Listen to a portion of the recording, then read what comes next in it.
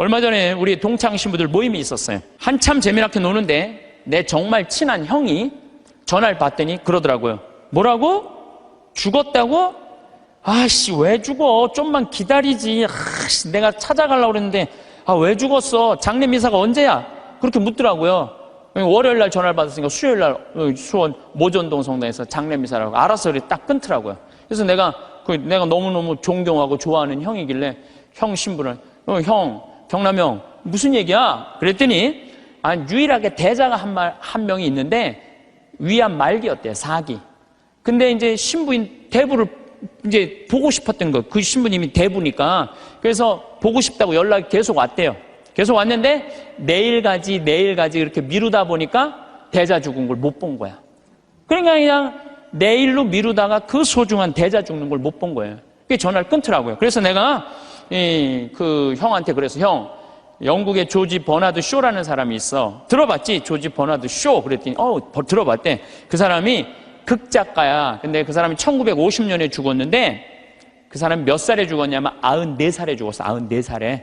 94살에 죽었는데 94살에 죽으면서도 자기 묘비명에 뭐라고 써놨느냐면은 우물쭈물하다 내 이럴 줄 알았다. 이렇게 써놓고 죽었어.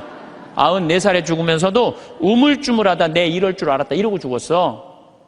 무슨 얘기냐면 우리가 내일 하지 하다가요 소중한 일을 못하는 경우가 많아요. 이 게으른 사람들이요 내일 할게 그러다가요 아무 일도 못하고 죽는 경우가 많아요. 어떤 게으른 처녀가 있었어요.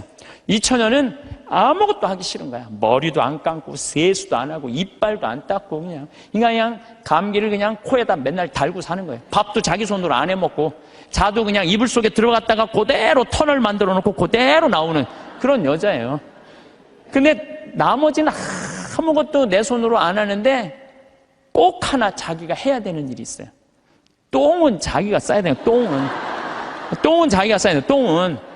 그 똥도 그냥 며칠 그냥 미루다가 그냥 도저히 배가 아파갖고 어쩔 수 없을 때 이제 옛날에 그냥 그 화장실 뒷간에 이제 똥 누러 가는 거죠. 똥을 이렇게 앉아서 팔짱을 이제 다리 사이에 끼고 이렇게 보는데 사는 게 너무너무 괴로운 거, 귀찮고. 사는 게 힘들어, 귀찮고 죽겠다. 근데 감기가 걸리니까 또 힘을 주려니까 콧물이 쭈르륵 나와갖고 발판에 딱 단 거예요. 발판에 딱 닿는데 웬만한 여자 같으면 손을 꺼내갖고 이걸 훔칠 텐데 여기 무릎 이거 쪼그린 데서 팔 빼는 게 귀찮은 거야. 이렇게 쳐다보고 있는데 구데기가 한 마리 지나가다가 웬 흰 기둥이 있단 말이야. 이게 뭔가 하고 구데기가 타고 올라오기 시작했어요. 막 타고 올라오는 거야. 막 타고 올라오는데 이 구데기까지 날 귀찮게 하네. 그리고 막 코끝에 보일랑 말랑 할 때까지 온 거야. 이제 코끝에까지 막 와갖고 귀찮아 죽겠네. 이제 손을 빼갖고 내가 훔쳐야 되겠다. 그런데 갑자기 바깥에서 노크 소리가 땅땅 들린 거예요. 그랬더니 이 여자 너무 깜짝 놀라고 어떻게 했냐면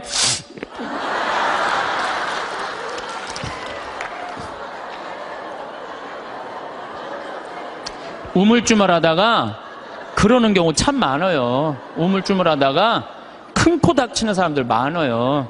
여러분들 이런 분들도 많아요. 성당 나가. 나중에 나갈게. 내가 좀 더 늙으면 나갈게. 그러다가 성당 나가서 회개도 안 하고 정말 하느님 만나지도 않고 그러다가 갑자기 죽는 경우 많아요. 막 게으른 처녀나 내일 가지 그러다가 그 중간에 그냥 시모님한테 병자성사도 못 받고 죽는 사람이나 뭐 달라요? 달릴 게 뭐 있어요?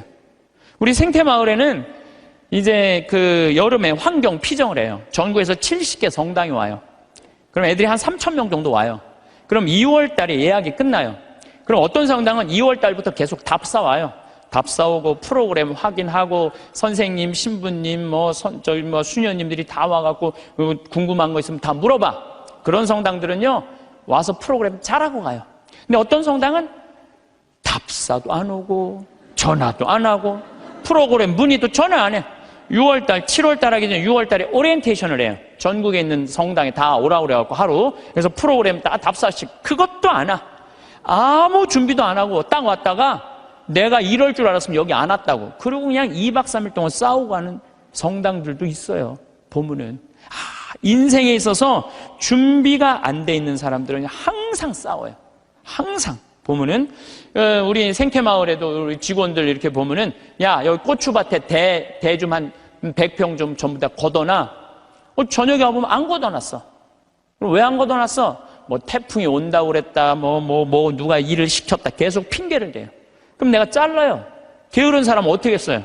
자르면 또 우린 대개 서울 경기도에서 이제 다 취직을 해갖고 하잖아요. 집에 가갖고는 또 뭐라고 했냐면 그 생태마을 망해야 된다고 그런 데는 막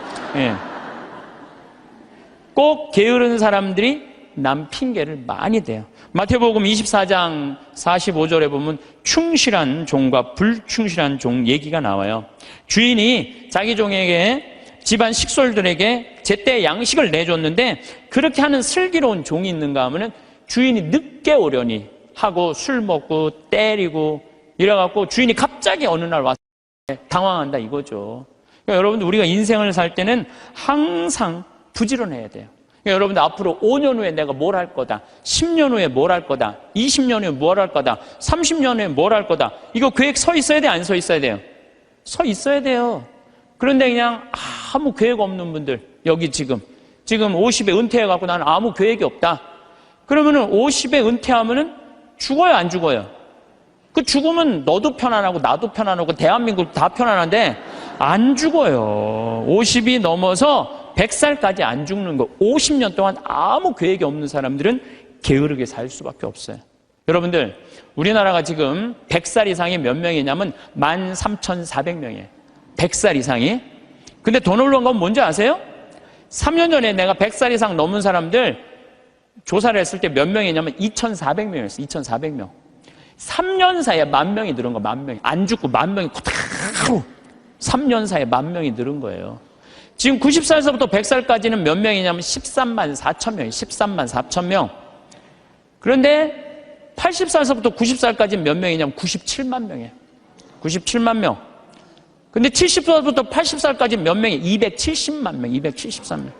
그래서 65세 이상이 몇 명이 613만 명, 613만. 근데 이분들이 안 죽고 그대로 가는 거야, 이제. 안 죽고 그대로 가는데 계획이 있어요, 없어요? 계획이 없는 거예요. 이거 큰일이에요. 저는 제가 신학교 때 무슨 세미나를 했느냐면은 30년 전 얘기예요. 신학교 때 무슨 세미나를 했느냐면은 앞으로 주 5일째가 되면은 사람들 성당 안 간다. 토요일 날, 일요일 날 놀러 나가지 성당 안 간다. 그리고 한두 번 놀러 나가다 보면은 특히 천주교는 고해성 사봐야 되고 귀찮으니까 냉담길로 들어선다. 프랑스 예를 들었어요. 프랑스는 신자가 95%인데 미사 참여는 8%밖에 안 돼요. 90%가 성당 안 나가는 거야. 우리 한국 천주교도 그 꼴이 올 거다. 그런 세미나를 했었어요. 그래? 만약에 그렇다면은 내가 신부가 될 때는 나는 이렇게 해야지.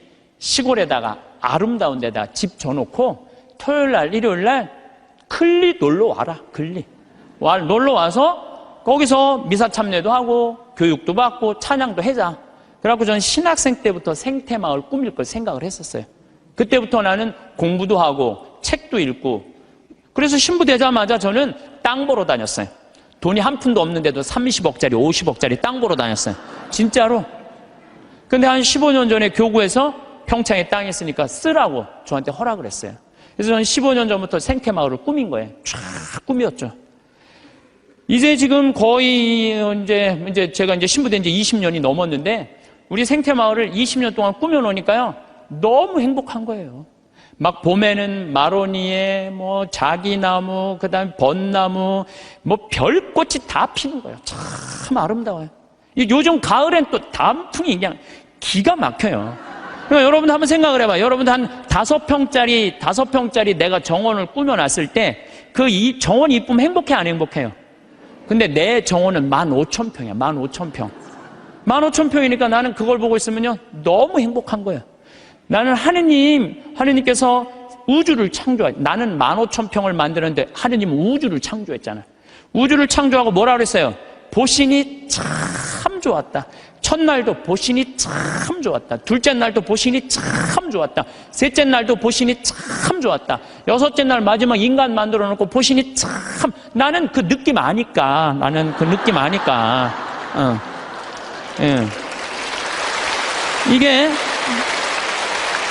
내가 이제 우리 이제 이 평창 생태마을을 꾸며놓으니까 교우들도 많이 오고, 그랬더니 이제 주교님께서 저를 부르시더니 수원 교구에 15만 평이 있다는 거예요. 여주에. 거기를 생태마을로 꾸미라는 거예요. 그래서 요즘 제가 그 생태마을 꾸미느냐고 진짜 바빠요. 그러니까 그냥 하루가요 금쪽 같아요. 15,000평 꾸미는데 15년 걸렸는데 15만 평 꾸미려면 몇 년이 걸릴 것 같아요.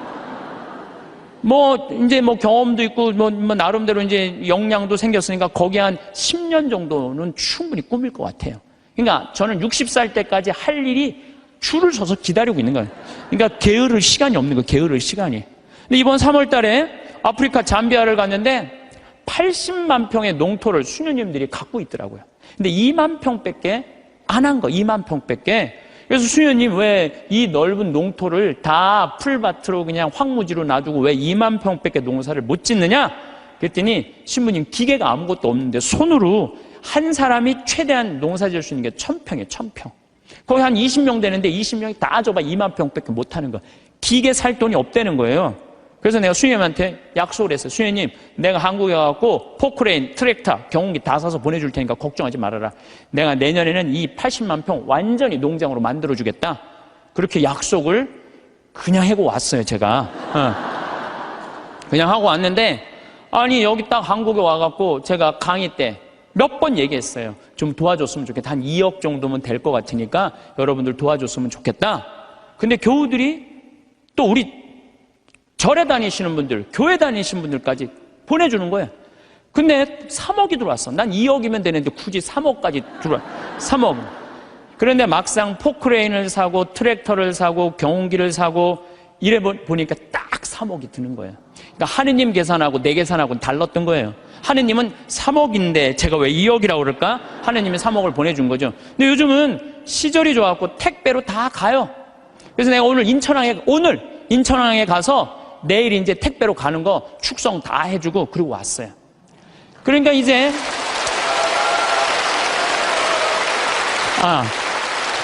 이거는 제가 박수를 받아야 될 게 아니고 정말로 함께 해줬던 그 많은 분들 1,000만 원씩 봉헌해 주신 분들이 받을 박수예요. 저는 아무것도 한 게 없어요. 그러니까 이제 거기 갖고 이제 80만 평 농토를 꾸미고 거기를 나는 대학까지 해줄 생각이에요. 대학까지. 그 대학까지 만들어주려고 생각을 해보니까 또 한 10년은 내가 그러니까 난 70살 때까지 일이 기다리고 있는 거예요. 70살 때까지 우리 신부들이 70에 은퇴하거든요. 근데 은퇴하기 전까지는 나는 일이 기다리고 있는 거예요. 게으르지 않을 수 있는 거죠. 그럼 이제 70살 넘어서는 뭘 할까? 우리 동창 신부들끼리 모여갖고 야, 우리가 70살이면 지금 70에 은퇴하라고 그러는데 70이면 지금 다 아저씨 같잖아요. 그렇죠? 그럼 70에 우리 뭐 할까? 그래갖고 우리 신부들끼리 모여갖고 한 얘기가 그 얘기야. 야, 우리 70 넘으면 있잖아.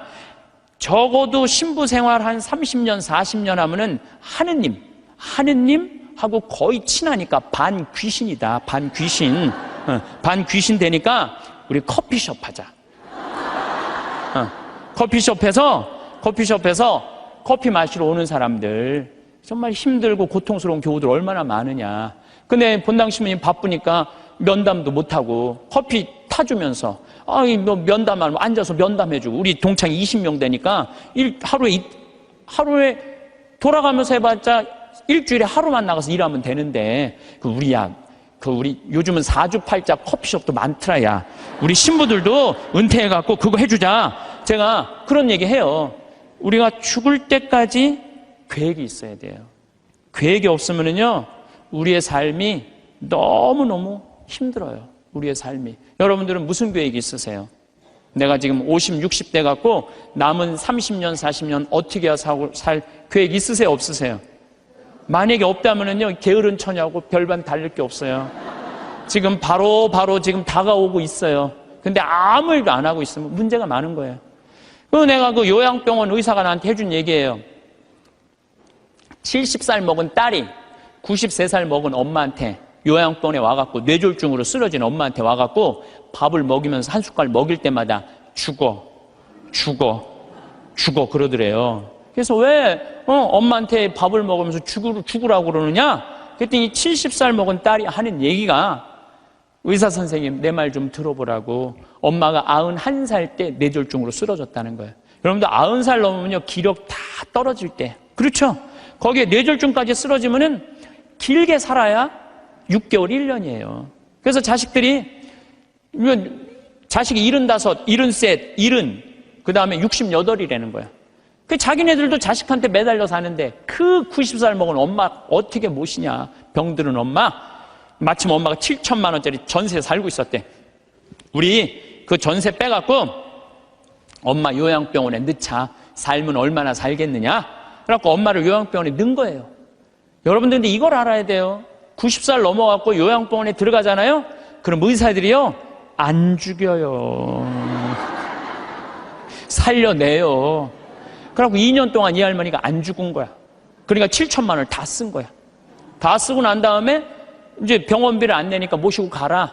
그러니까 오빠가 모셔라. 아니다, 나는 받은 거 없다. 네가 더 받지 않았냐. 나는 없다. 서로 이래갖고 원수 돼갖고 안 만나는 거야. 70이 넘어서 자식들이. 엄마는 죽지도 않고. 그러니 자식 원수 만들고 91살에 2년 동안 누워서 돈만 축내니 그렇게 살아서 뭐하냐. 그러니 차라리 어떻게 해라? 죽어라. 그래, 죽어. 그러면서 먹이더래요. 이게 여러분들 남의 얘기가 아니에요. 여러분들 얘기예요. 여러분들 우물쭈물하다 내 이럴 줄 알았다. 이 꼴 날 뿐 많아요, 여기.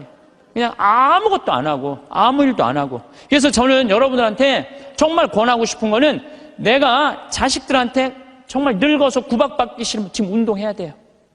운동을 하는데 무슨 운동을 했냐면 헬스 해야 돼, 헬스. 헬스장에 다녀야 돼요. 나이를 먹을수록 헬스장에 다녀요. 미국은요, 헬스장에 다 할머니, 할아버지들이 다 다녀요. 그래갖고 돌아가실 때 6개월 이상 고생하면서 돌아가는 분들이 거의 없대요. 95%가 6개월 이내에 거의 다 돌아가신대요. 근데 우리나라는 치매 걸린 할머니, 할아버지가 거의 58만 명이에요. 58만 명. 610만 명 중에 거의 10%에 달하는 할머니가 똥오줌을 싸고 지금 저 누워 있는 거예요. 그러니 그 가족들이 미쳐요, 안 미쳐요? 미치는 거예요. 그러니까 여러분들도 내가 지금부터 삶의 계획을 잘 짜셔야 돼요. 내가 이렇게 살아야 되겠다, 저렇게 살아야 되겠다. 이런 계획이 없으면요, 참 힘들어요. 요즘 저는 중국을 이렇게 보면요, 걱정돼요. 여러 가지로 걱정돼요. 그러니까 중국이요, 저는 하느님을 믿지 않아서 반성을 하지 않는 나라예요. 쉽게 말하면 회개하지 않는 나라예요. 얼마 전에도 제가 그 중국에서 올린 동영상 유튜브를 봤는데 길 가면서 이렇게 소매치기 할아버지가 잡았어요. 그랬더니 잡았다고 그 할아버지를 길에서 때리는데 한 명도 모르는 척하는 거예요. 한 명도 말리는 사람이 없는 거예요. 이 막대기로 때리는데도. 중국 사람들은 남 일을 관여하지 않는데요. 관여했다가는 더 큰 화를 입어서. 양심이 완전히 없는 거죠. 돈만 벌으면 뭐예요? 요즘 중국이 돈 잘 버는데 이게 회개하지 않으면은, 회개하지 않는 나라 또 있잖아요. 일본도 똑같은 나라예요. 제가 보기에는. 예. 그래서 우리가 정말로 회개를 하고 살아야 된다. 제가 평택에 처음에 32살 때 본당 신부로 나갔을 때 교우들이 거의 4,000명이 넘었어요. 32살에 4,000명이 넘는 본당 신부를 했으니까 얼마나 잘하고 싶겠어요. 주일날 미사가 끝나면은 대미사 한 1,000명 정도 미사 참여를 왔어요. 그러면은 그 미사 끝에 성당 마당에서 그 교우들 손 한 번씩 잡아주려고 한 분도 안 빼고 손을 잡아주면서 눈 마주치면서 일일이 말은 다 못했지만 눈으로 잘 지냈느냐, 잘 지내라, 이런 마음으로 눈인사까지 다 했어요. 그런데 어떤 경우는 또 교우가 손을 붙잡고 지난주에 뭐 우리 집 애가 아파서 병원에 갔다 왔다 뭐 이런 얘기를 하면 또 그 얘기 들어줘야 되잖아요. 그래갖고 이렇게 제가 이렇게 얘기를 들어주면서도 귀는 그분 얘기를 듣고 눈은 지나가는 분들 계속 인사를 이렇게.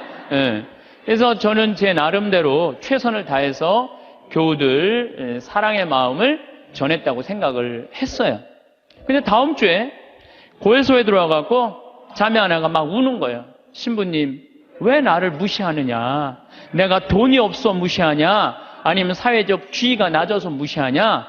내가 세상에서까지 무시받는데 성당에 와서까지 무시를 받아야 되느냐? 아니 그게 무슨 말씀이냐고. 그러면은 이 자매가 하는 말이, 왜 지난주에 내 인사를 안 받냐, 남들 인사는 다 받고. 참, 저는 나름대로 교우들한테 다 한다고 했는데 그 와중에도 내가 그분의 인사를 받지 않았기 때문에 그분은 일주일 동안 내가 미웠던 거야. 내가 믿기도 하고 내가 성당에서 신부님한테 내가 이렇게 무시를 당하고 살아야 되나 굉장히 괴로웠던 거죠. 그래서 내가 그 고해 성사에 머리를 뒤지고 하는 말이 있어요. 그래, 사는 게 죄다. 사는 게 죄야. 사는 게 죄예요. 어떨 때 보면 이쁜 것도 죄예요. 이쁜 것도. 성당에 이쁜 여자 나오잖아요. 그럼 마음 산란해요. 이쁜 것도 죄야.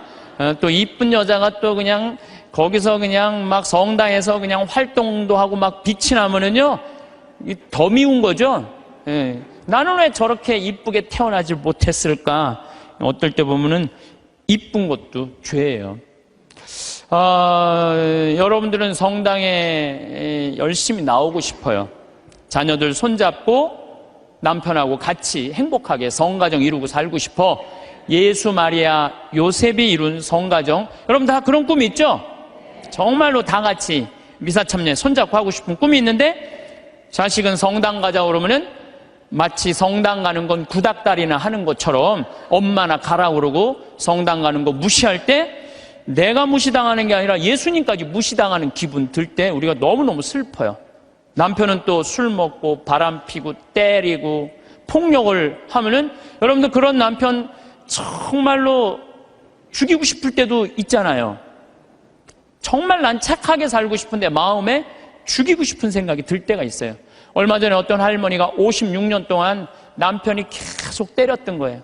근데 이 할아버지가 이 병이 누워갖고 치료하자고 그러는데도 또 그날도 때린 거예요. 그러니까 할머니가 홧김에 그 할아버지를 결국은, 그러니까 그 할머니는 평생 맞으면서도 가정을 지키고 싶었던 거예요.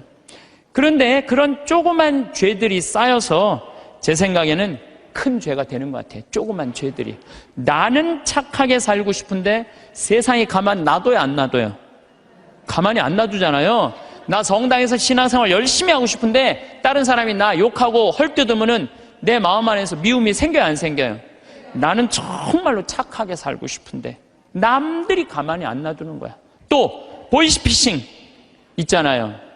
이 금쪽 같은 아들이 서울 가서 공부 잘하고 있는데 갑자기 전화가 한 통 온 거예요. 지금 아들이 교통사고가 나갖고 지금 병원에 내가 데려다 준 사람이다. 이 응급실에 있는데 수술 안 하면은 죽는다. 빨리 돈 좀 보내라. 아니, 아들이 죽는다는데 묻지도 따지지도 않고 어떻게 해요? 돈 300만 원 보내줬어. 그랬더니 한 10분 후에 아들이 전화하는 거, 엄마 잘 있느냐고. 멀쩡한 아들이. 이미 돈은 보냈는데. 그렇게 2008년부터 3만 건이 넘는 보이스피싱에 우리 순진한 사람들이 얼마만큼의 돈을 손해를 받느냐면 3,700억을 손해를 봤어요. 3,700억을. 그러니까 그 착한 사람들이 그렇게 돈이 사기당했다고 생각했을 때 화가 나요, 안 나요? 화가 나요. 착하게 살고 싶은데도 세상이 가만히 놔두지 않는 거예요. 근데 여러분들, 여기 계신 여러분들 대부분이 착하게 살고 싶은 분들일 거예요. 그러니까 이 시간에 여기 나왔겠죠. 한번 착하게 살아보고 싶은 의지가 있는 분들 아니에요. 근데 남을 죄짓게 하는 사람들은 반드시 하느님께서 거기에 응당한 대가를 치른다고 예수님 말씀하시잖아요. 예수님께서 이런 말씀을 하시죠. 남을 죄짓게 하는 일이 일어나지 않을 수는 없다.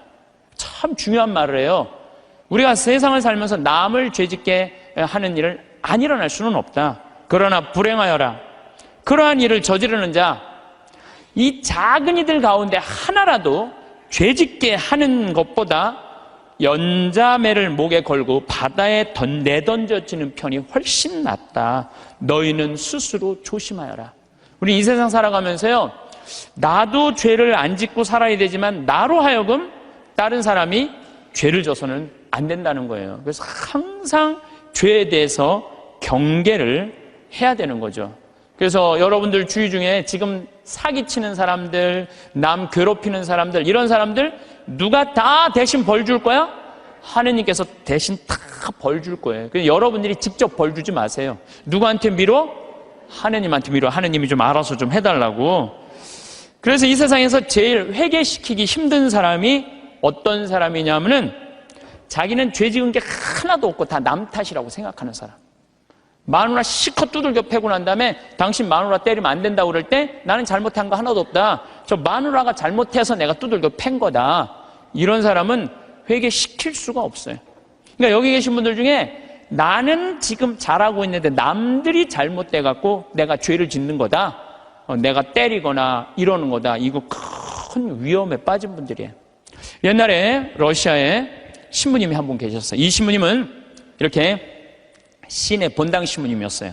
근데 이렇게 가정방문 아침에 나가고 병자성사를 나갈 때 보면 그 앞에 몸 파는 여자들이 그냥 성당 앞에 시내니까 쫙 있었어요.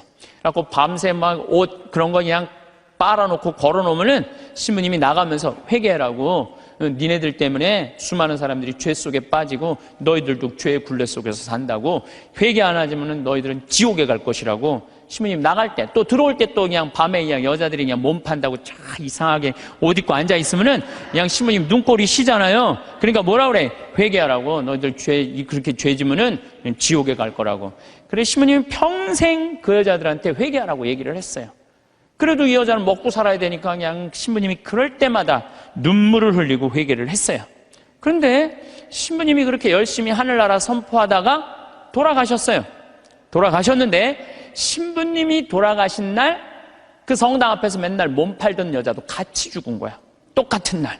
그래갖고 이제 베드로 성인 앞에 갖고 이제 천당, 지옥, 연락, 도정을 딱 받으려고 이렇게 줄 서서 있는데 신부님이 가만히 보니까 평생 몸 팔고 살던 여자가 앞에 딱 서 있는 거야. 이 여자가 내 앞에 있네? 그래갖고 이제 저 여자 평생 죄 짓고 산 여자니까 저 여자는 지옥에 갈 거야. 그리고 이렇게 있는데 베드로 성인이 그 여인을 보더니 안다는 듯이 싹 웃으면서 이 치부책을 대충 넘기는 거야. 대충 넘기더니 핸대는 소리가 천당 도장을 딱 찍어주는 거예요. 신부님이 뒤에서 기가 막히잖아요. 저 여자가 어떻게 산 거 알면은 천당이라는 도장을 찍어줄 리가 없는데 저런 여자가 천당이면은 나는 만당이겠다. 만당. 저런 여자가 천당이면 난 만당이겠다. 그래갖고 신부님 차례가 딱 됐는데 베드로 성인이 신부님을 딱 보더니 안 됐다는 듯이 이렇게 쳐다보더니 이 장부를 자세히 꼼꼼히 넘기는 거예요. 그러더니 베드로 성인이 신부님은 지옥이라고 지옥 도장 딱 찍은 거예요. 신부님이 따졌죠. 지금 베드로 성인 제정신이냐고.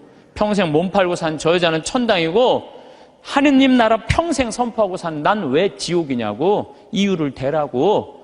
그랬더니 또 신부님이 또 컴플레인을 하니까 이거 그냥 넘어갈 수가 없어서 그럼 내가 장부를 다시 한번 보겠다고. 그랬더니 그 여자 장부를 막 넘기더니 이 여자 천당 맞다고. 그리고 신부님 장부를 다시 보니까 신부님 지옥 맞다고. 이유가 뭐냐? 그랬더니 베드로 성인이 이런 말을 해요. 이사야전서 1장 18절에 이런 얘기가 있다. 신부님 아느냐? 주님께서 말씀하신다. 오너라. 오늘 10일을 가려보자. 너희의 죄가 진홍빛 같아도 눈같이 휘어지고 다홍같이 붉어도 양털같이 되리라. 하느님께서는 아무리 죄를 많이 져도 하느님이 따지기 시작하면은 진홍같이 불러도 눈같이 휘어질 거다. 다홍같이 붉어도 양털같이 휘어진다. 그리고 내가 2000년 전에 내가 예수님한테 물어본 거 당신 기억 안 나느냐고. 베드로 성인이 이 루카복음 17장 4절에 주님, 제 형제가 죄를 지으면 몇 번 용서해 줘야 됩니까? 17장 4절에는 뭐라고 그러냐면 하루에 7번 잘못해갖고 7번 다 와서 용서해 달라고 그래도 용서해 줘라. 나는 그렇게 배웠다. 근데 신부님이 나갈 때마다 회개하라고 할 때 그 여자는 눈물을 흘리고 회개했다. 그럴 때마다 나는 2000년 전에 예수님이 세워놓은 원칙에 따라서 다 용서해 줬다. 그래서 이 여자는 평생 매일매일 용서를 빌어서 이제는 용서해 줄 게 없다. 근데 신부님은 평생 살면서 남 회개해라, 그냥 지옥에 간다 말은 했는데 신부님은 한 번도 하늘에 대고 눈물 흘리면서 용서 청한 적이 없다. 근데 신부님이 평생 살면서 죄 한 번도 안 졌냐? 봐라, 이거 평생 쌓인 장부 한번 쫙 해고 신부님이 그걸 보고 아무 말도 안 하고 스스로 지옥으로 걸어 들어갔다는 이야기가 있어요. 인간으로 태어난 이상 우리가 죄를 안 짓고 살 수는 없습니다. 근데 제가 이렇게 가만히 보면요, 시골에서 사는 분보다는 도시에서 사는 분들이 죄를 훨씬 더 많이 져요. 시골에는요, 죄 질 일이 거의 없어요. 제가 우리 평창, 읍내 이렇게 저녁에 나가보면은요, 여기 도시에 와보면 막 빙글빙글 막 이상한 이발소 막 돌아가는 거 천지잖아요. 우리는 하나도 없어요, 그런 게. 죄 짓고 싶어도 질 수가 없어요, 죄 짓고 싶어도. 그리고 우리 시골은 밤에 이렇게 낮에도 마찬가지예요. 읍내에 나가면은 신호가 한 2개, 3개 있는데 아무리 늦게 떠나도 빵빵거리는 사람이 없어요. 근데 내가 서울 강의, 오늘도 서울에 와서 강의하지만 1초만 늦게 출발해도요, 빵빵빵빵 그래요. 이게 사람 사는 동네인지 또 아래층, 위층 또 층간소음 때문에 서로 싸우고 스트레스하고 이게 도시에서 살면 살수록 죄를 많이 짓는 것 같아요. 시골에서 사는 것보다는. 또 높은 자리에 올라가면 올라갈수록 죄를 질 수밖에 없어요. 내가 알던 어느 시장님. 네, 시장님인데 열심히 우리 천주교 교우죠. 근데 자기는 정말로 돈을 안 받았대요. 정말 하느님 앞에 맹세할 수 있대요. 그런데 자기가 감옥에 10달 갔다 왔대요. 갔다 온 이유가 뭐냐면 추석 때 선물 꾸러미들이 그렇게 많이 들어온대요. 그러면은 선물을 막 다 보낸대요. 그럼 정말 사과 박스 같은 게 들어오면은 그 미처 못 보내고 던지고 가는 사람이 있대요. 그럼 업무 바쁘다 보면 다음날 뜯어보면 거기 안에 돈이 꽉 들어있대요.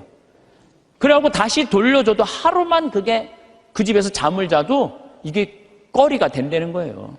자기는 전혀 받고 싶지 않은데. 그러니까 높은 자리에 올라가면 올라갈수록 죄 짓고 싶지 않은데 그래서 여러분들 출세하는 거 그렇게 좋아할 거 없다는 거예요. 높은 자리에 올라가면은요, 죄 지을 수 있는 기회가 훨씬 많아요. 많이 가지면 가질수록 죄를 더 많이 짓는. 부자가 하늘나라 들어가는 것보다는 낙타가 바늘구멍 통과하는 것이 훨씬 쉽다고 예수님 말씀하셨잖아요. 많이 가진 사람 많이 내놔야 돼요.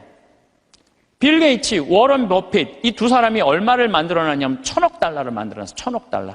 빌 게이츠는 600억 달러를 내놓고 워런 버핏은 300억 달러를 빌 게이츠한테 줬어요. 자선재단에. 그럼 웬만한 사람이면은 자기가 만들고 싶잖아요. 300억 달러면. 참, 우리나라 전 대통령은 300억 원을 냈다고 그러는데 이 빌 게이츠, 워런 버핏은 자기가 관리하지도 않아요. 빌 게이츠한테 줬어요. 왜 그랬냐고 그러니까 나보다는 빌 게이츠가 훨씬 자선 사업을 잘해왔기 때문에 잘할 것 같아갖고 300억 달러를 냈다는 거예요. 얼마나 멋있어요. 그러니까 미국의 부자들은 존경받는 거예요. 근데 우리나라 부자들은요, 이게 내놓는 걸 떼어놔서 안 떼어먹으면 다행일 텐데 이 세금으로 떼어먹으니까 우리나라는 부자에 대한 거부 반응이 있는 거예요. 예수님이 그랬어요. 많이 가진 사람은 많이 내놔야 된다. 많이 가진 사람. 하느님께서 많이 준 얘기는 많이 나누라고 그러는데 이게 여러분들 루카복음 16장에 부자와 나자로 얘기 알죠? 부자는 잘 먹고 잘 살았어.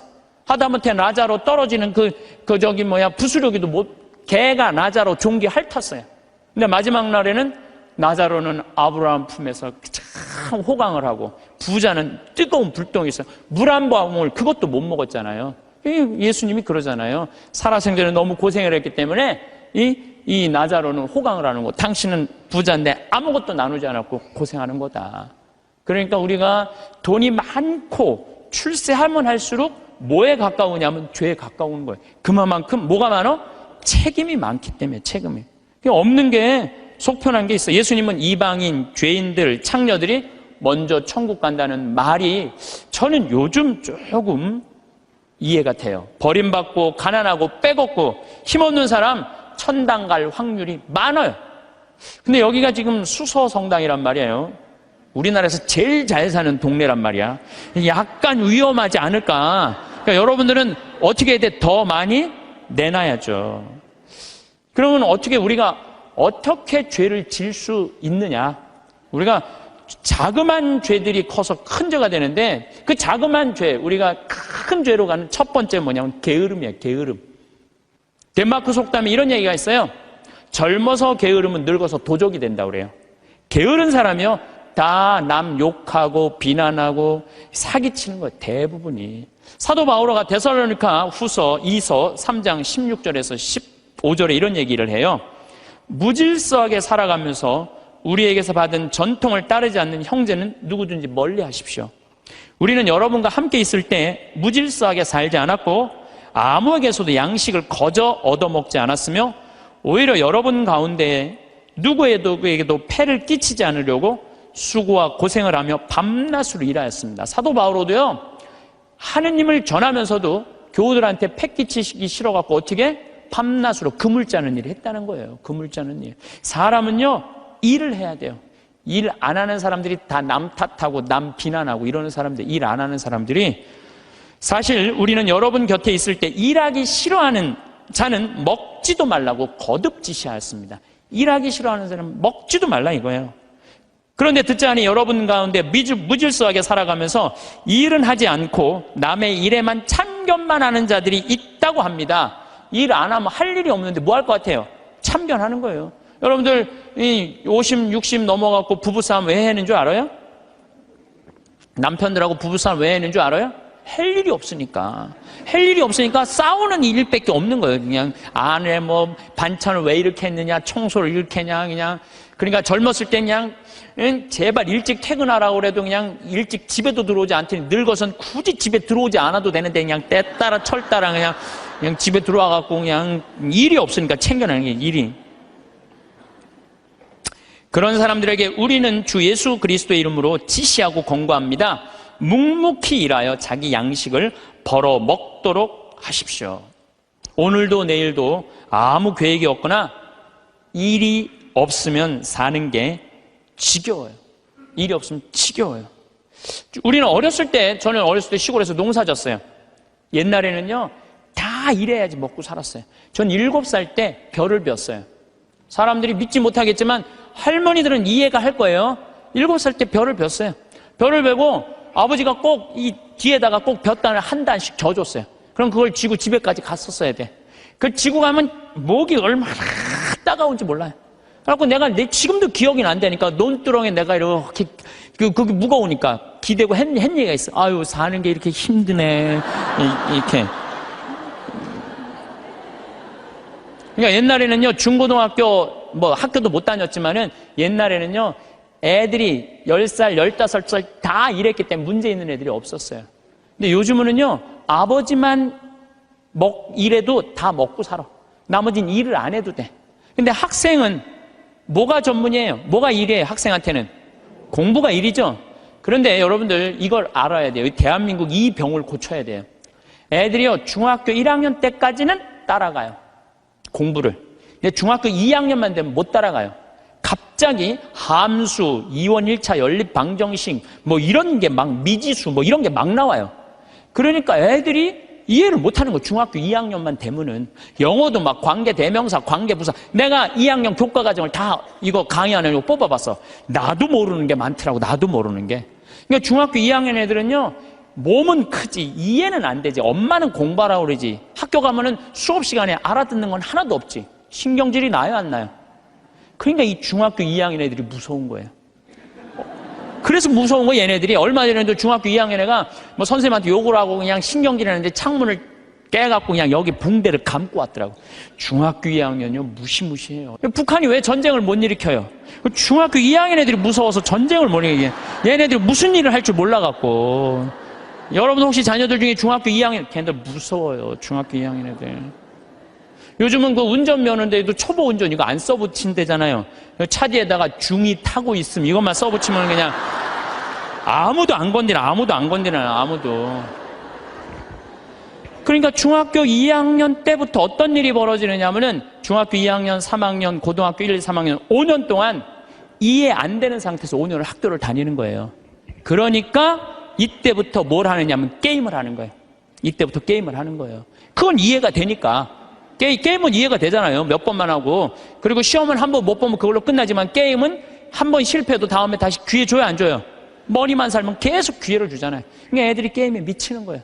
그러니까 5년 동안 게임을 하면은요, 정상적인 애들이 거의 없어요.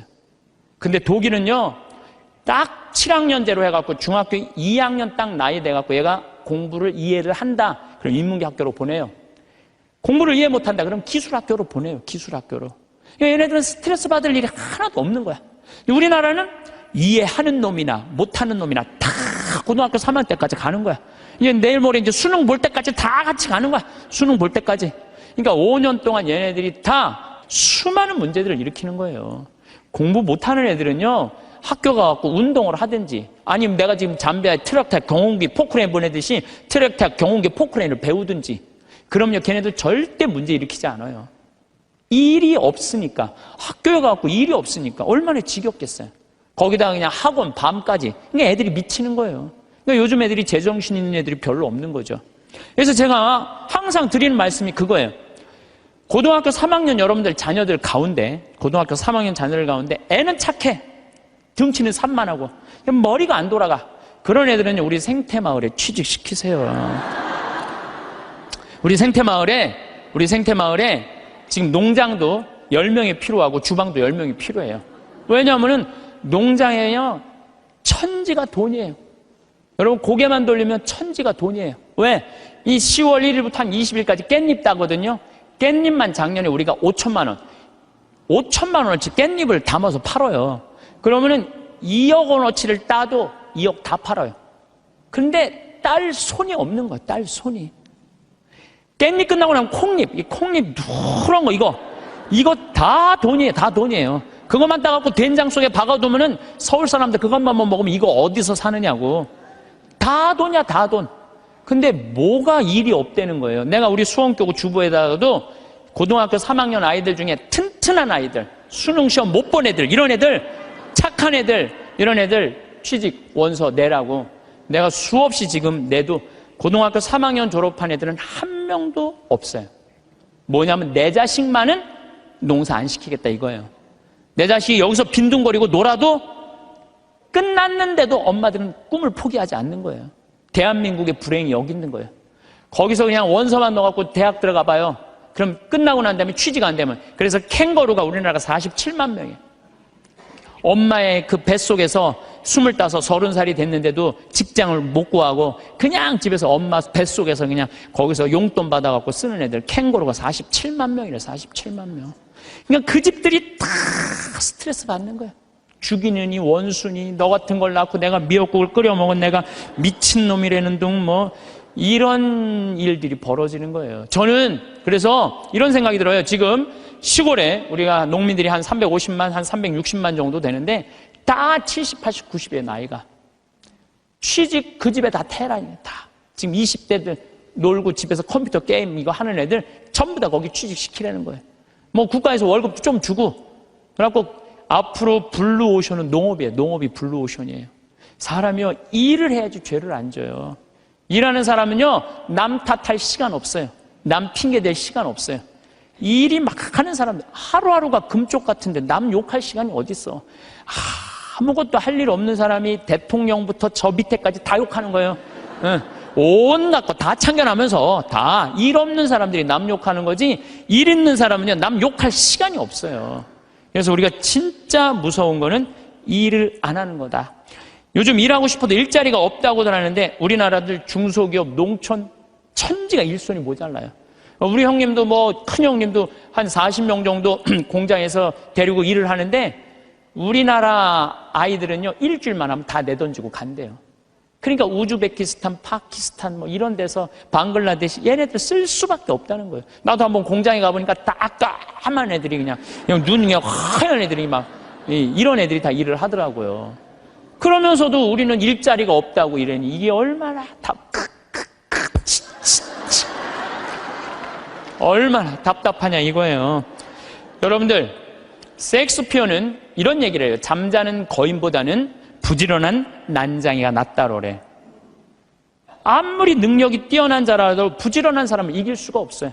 그러니까 여러분들 자녀들 중에 대학을 나왔어, 최고의 교육을 받았어, 근데 일을 안 하면요 아무 소용이 없는 거예요. 고등학교, 중학교 나왔지만 열심히 일하면요 얘네들이 훨씬 낫다는 거예요. 근데 우리나라는 노동의 신성한 가치를 꼭 펜대를 굴려야지 훌륭한 사람이란 이 머릿속에 이 게으름 때문에 대한민국이 죄 속에 드는 거예요. 저는요 노름하고 게임하고 다 뭐 때문에 일이 없어서 일만 하면요 이런 죄들 싹 없어져. 우리 저기 뭐 농장 직원들이 하는 얘기가 있어요. 해만 지면 잔다는 거지. 아무 생각 없이 사는 거야. 아무 생각 없이. 해만 지면. 그냥 밭에 나가서 그냥 일하고, 그냥 해만 지면 자고, 다음날 일어나고 또 해만 지면 자고, 해만 지고 자. 얼마나 좋아요. 근데 아침부터 아무 할 일이 없어. 힘은 흘러 넘치는데. 어떻게 했어요? 죄질 수밖에 없는 거죠. 그래서 작은 죄들이 모여서 큰 죄가 되는 거예요. 첫 번째 우리가 경계해야 되는 건 게으름이에요. 게으름. 여러분들도 레저를 하든지 연령회를 하든지 호스피스 봉사라든지 헬스라든지 수영장을 다니든지 등산을 다니든지 일을 해야 된다는 거예요. 두 번째 우리가 죄로 가는 길은 뭐냐면은 시기심이야. 이거는 다음 주에 하도록 하겠습니다. 네, 감사합니다. 사람은 누구나 좀 쉬고 싶다고 말합니다. 바쁜 하루하루가 지나가면 지칠 때가 있고 그럴 때마다 우리는 아무것도 하지 않고 그냥 가만히 있고 싶다는 생각을 합니다.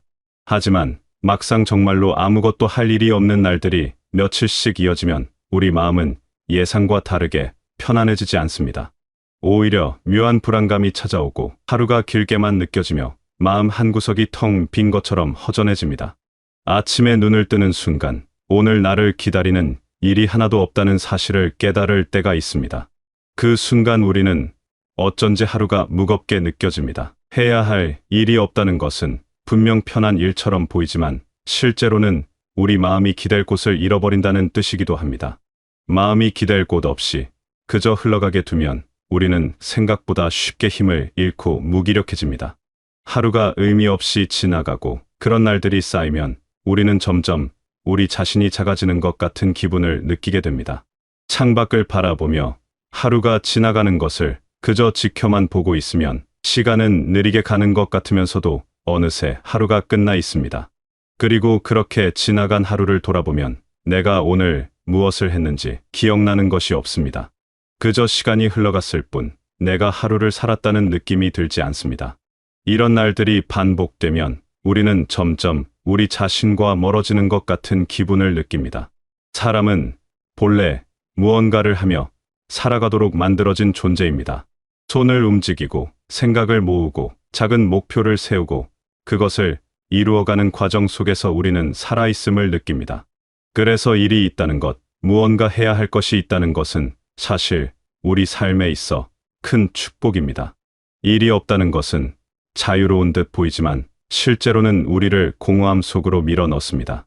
여러분 중 많은 분들이 각자의 자리에서 저마다의 일을 감당하며 살아가고 계십니다. 누군가는 밖에서 일을 합니다. 몸이 힘들고 때로는 사람들과 부딪히면서도 하루를 열심히 살아냅니다. 땀을 흘리고 책임을 다하고 집으로 돌아오는 그 하루하루가 결코 쉽지 않습니다. 몸도 마음도 지치는 날이 많지만 그렇게 하루를 채우고 돌아오는 것 자체가 여러분을 살아있게 만드는 힘입니다. 또 누군가는 집에서 하루를 보냅니다. 하지만 이것은 쉬는 것이 아닙니다. 집안의 살림을 챙기고 하루의 질서를 지키기 위해 끊임없이 신경 쓰고 움직여야 합니다. 아침 식사를 준비하고 집안을 정돈하고 빨래를 개고 저녁 상을 차리는 일. 이 모든 것이 보이지 않는 곳에서 우리 삶을 지탱하는 중요한 일입니다. 집에서 하는 일은 돈으로 환산되지 않기에 때로는 그 가치가 가볍게 여겨지지만 사실 그것이야말로 우리 삶의 가장 든든한 바탕입니다. 밖에서 하는 일이든 집에서 하는 일이든 우리가 하루를 허투루 보내지 않고 열심히 살아낸다는 점에서는 모두 같습니다. 모두가 같은 귀한 일을 하고 있는 것입니다. 일의 종류나 크기가 중요한 것이 아니라 그 일을 통해 우리가 하루를 의미 있게 채워간다는 것이 중요합니다. 그런데 여기서 한 가지 더 중요한 것이 있습니다. 일은 꼭 크거나 돈이 되는 일이어야만 의미가 있는 것이 아니라는 사실입니다. 우리가 흔히 일이라고 하면 밖에서 하는 일, 돈을 버는 일만을 떠올리기 쉽지만 사실 우리 삶을 지탱하는 일은 훨씬 더 넓고 다양합니다. 나의 하루를 움직이게 하는 일이라면 그것이 무엇이든 그것만으로 충분히 의미가 있습니다. 아침에 일어나서 세수를 하고 간단히 밥을 챙겨 먹는 일, 창문을 열어 바람을 들이고 이불을 정돈하는 일, 화분에 물을 주고 마당을 쓸고 냉장고를 정리하는 일, 이런 작은 일들이 사소해 보일 수 있지만 이 모든 것이 우리 삶을 굳건히 지키는 중요한 일입니다. 이런 작은 일들을 하나하나 해나가는 과정 속에서 우리는 하루를 살아가고 있다는 실감을 느낍니다. 사람은 가만히 있을 때보다 손에 잡고 할 작은 일이 있을 때 마음이 더 편안합니다. 작은 일이라도 해내고 나면 우리는 스스로에게 이렇게 말할 수 있습니다. 오늘도 나는 무언가를 해냈다고, 나도 여전히 쓸모 있는 사람이라고. 그 작은 확인이 우리에게는 큰 힘이 됩니다. 그것이 바로 우리가 작은 일이라도 만들어서 해야 하는 이유입니다. 일을 한다는 것은 단순히 무언가를 완성하는 것 이상의 의미를 가집니다. 일을 하는 동안 우리는 생각을 모으고 집중하고 우리 자신을 하나의 목표를 향해 움직이게 합니다. 그 과정 속에서 우리는 흐트러지지 않고 무기력해지지 않으며 우리 삶의 중심을 잡을 수 있습니다. 작은 일을 해내는 것이 마음을 지키는 가장 큰 방패입니다. 반대로 아무것도 하지 않고 하루를 보내면 우리 마음은 쉽게 흐트러집니다. 할 일이 없으면 자꾸만 쓸데없는 생각이 머릿속을 맴돕니다. 걱정이 커지고 불안이 자라나고 우리 자신이 쓸모없는 존재처럼 느껴집니다. 그런 날들이 계속되면 우리는 점점 더 무기력해지고 일어서기가 더 힘들어집니다. 하지만 작은 일이라도 손에 잡고 해나가면 그 무기력함을 물리칠 수 있습니다. 그래서 우리는 일을 만들어서라도 해야 합니다. 거창한 일이 아니어도 괜찮습니다. 오늘은 서랍을 하나 정리해보자. 오늘은 밖에 나가서 잠깐 걸어보자. 오늘은 집 앞 화단을 가꿔보자. 이렇게 작은 목표를 세우고 그것을 하나씩 해나가는 것만으로도 우리는 하루를 의미 있게 만들 수 있습니다. 이런 작은 일들은 우리에게 리듬을 만들어줍니다. 아침에 일어나서 해야 할 일이 있고, 오후에 할 일이 있고, 저녁에 마무리할 일이 있다면 우리 하루는 자연스럽게 흘러갑니다. 그 흐름 속에서 우리는 안정감을 느끼고 삶이 여전히 우리 손 안에 있다는 것을 확인합니다. 또한 일을 한다는 것은 우리가 여전히 세상과 연결되어 있다는 뜻이기도 합니다. 밖에서든 안에서든 지금 우리에게 해야 할 일이 있다는 것은 우리가 아직 세상으로부터 잊히지 않았다는 뜻입니다. 우리에게는 여전히 살아갈 이유가 있고 우리가 해야 할 역할이 있으며 우리가 지켜야 할 무언가가 있습니다. 그것이 바로 일입니다. 생각해보면 우리가 하는 일의 대부분은 눈에 띄지 않는 것들입니다. 아무도 알아주지 않고 누구도 칭찬하지 않는 일들입니다. 하지만 그렇다고 해서 그 일들이 의미가 없는 것은 아닙니다. 오히려 그런 작은 일들이 모여서 우리의 하루를 만들고 우리의 삶을 만듭니다.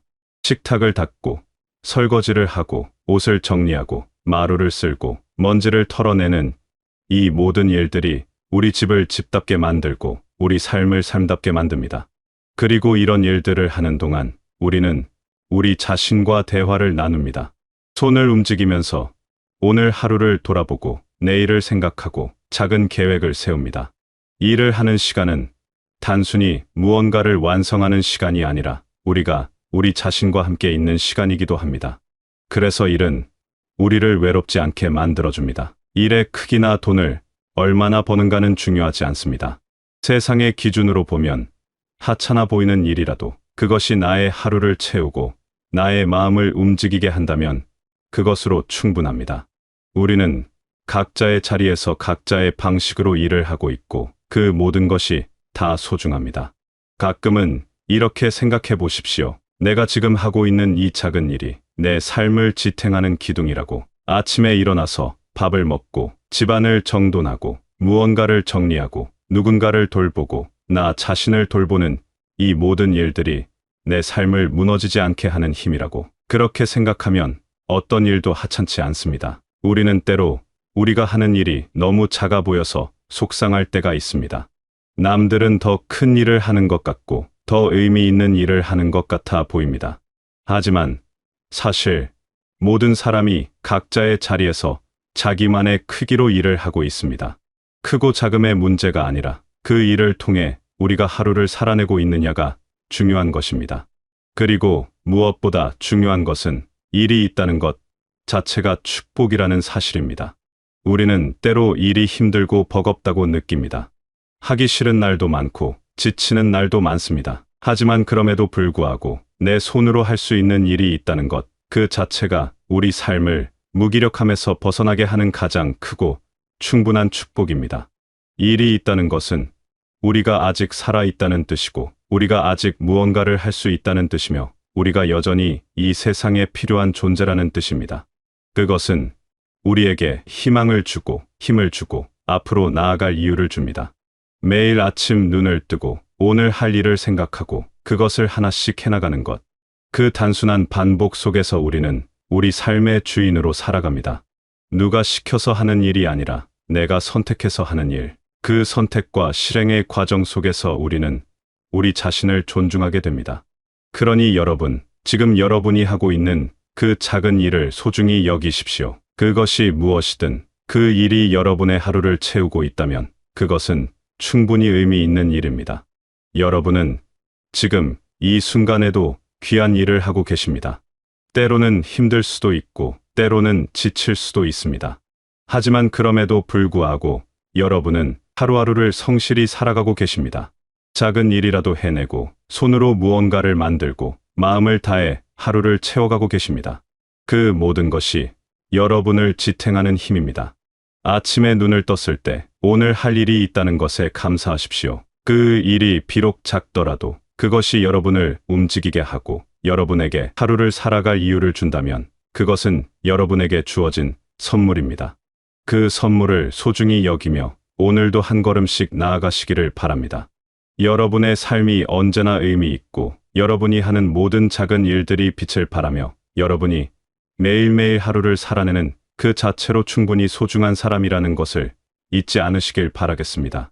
오늘도 작은 일을 해내며 하루를 살아가는 여러분에게 깊은 응원을 보내며 그 작은 일들이 모여 여러분의 삶을 더욱 단단하고 따뜻하게 만들어 가기를 진심으로 바라겠습니다.